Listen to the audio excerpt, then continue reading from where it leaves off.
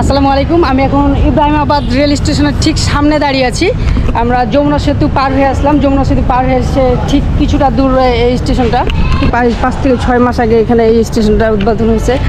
আর অনেকটা লং একটা টানা জার্নি করে আসছি, তাই গাড়িকে একটু রেস্ট দিচ্ছি।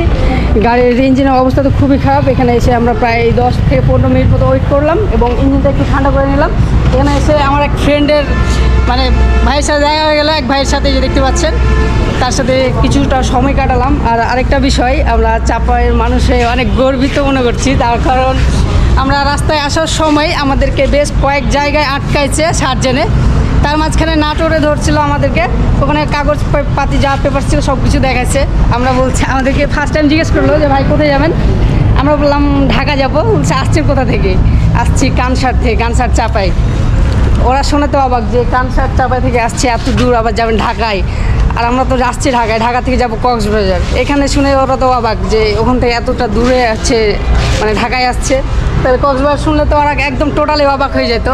বলছে ভাই চাপাইয়ের মানুষের ধৈর্য আছে, চাপাইয়ের মানুষ বলে কথা। তো এটা শুনে আমাদেরকে বেশ ভালো লাগলো। তো দেখতে পাচ্ছেন এটা ইব্রাহিমাবাদ রেল স্টেশন। এখন আমরা চলে যাব সরাসরি ঢাকায়।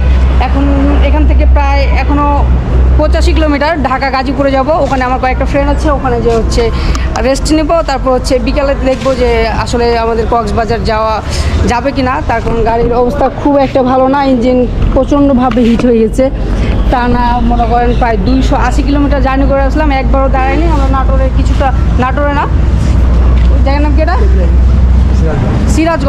সিরাজগঞ্জে এসে আমরা হয়তো বা 10 মিনিট মতো দাঁড়িয়েছিলাম। ওখানে কিছু চা খাচ্ছি, চা পানি খাচ্ছি। ওখান থেকে টানাটানি একদম এই পর্যন্ত পৌঁছেছি।